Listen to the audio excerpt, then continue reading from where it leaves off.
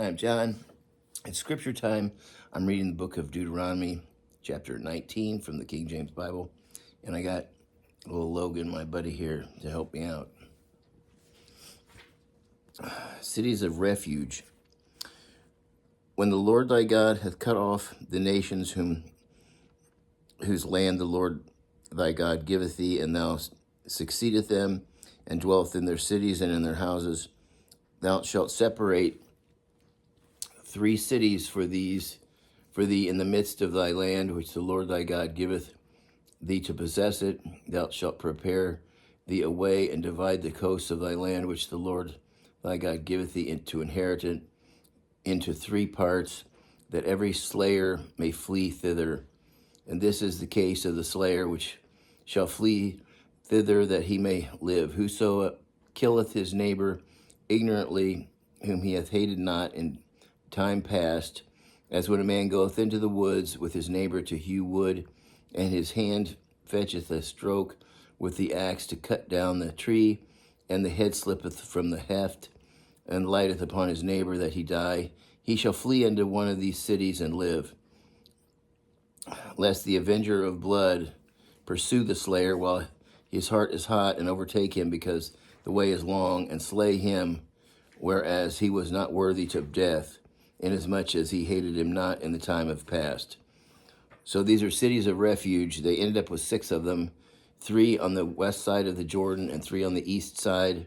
And there were places where if you killed somebody accidentally, you could flee there, and you'd have to live there until the high priest died, and then you could return back to your own home, and you could live in peace and nobody could do anything to you. But you had to stay there. If you ever left the city of refuge and the avenger of blood found you and killed you, then their blood would be on your own head. So, because when you killed somebody, the nearest of kin was considered the avenger of blood, and it was his duty to go find you and kill you, because murder was so heinous in all the land of Israel that they were not supposed to ever kill anyone. So anyway, that's why they had the cities of refuge. Wherefore I command thee, saying, thou shalt separate 3 cities for these, and if the Lord thy God enlarge thy coast, as he swore unto thy fathers, and give thee all the land which he promised to give thee unto thy fathers, if thou shalt keep all these commandments to do them, which I command thee this day, to love the Lord thy God, and to walk ever in his ways, then shalt thou add 3 cities more for thee besides these 3, that innocent blood be not shed in thy land, which the Lord thy God giveth thee for an inheritance, and so the blood be upon thee. But if any man hate his neighbor, and lie in wait for him, and rise up against him, and smite him,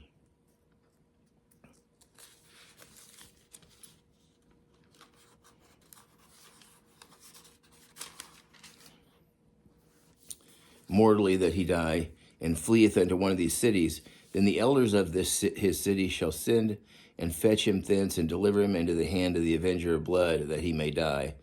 Thine eye shall not pity him, but thou shalt put away the guilt of the innocent blood from Israel, that it may go well with thee.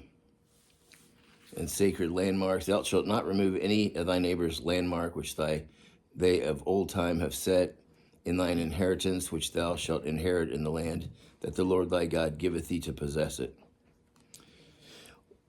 One of the witnesses shall not arise up against a man for any iniquity or for any sin. In any sin that he sinneth, at the mouth of 2 witnesses, or at the mouth of 3 witnesses, shall the matter be established.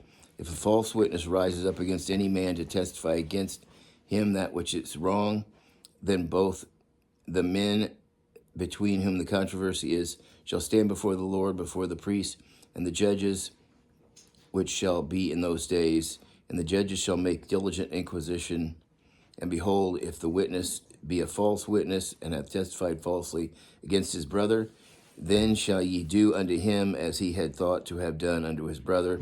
So shalt thou put the evil away from among you.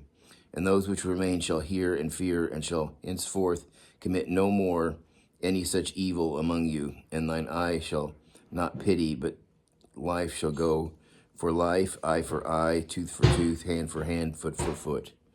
And that's the end of chapter 19. Until next time, God bless.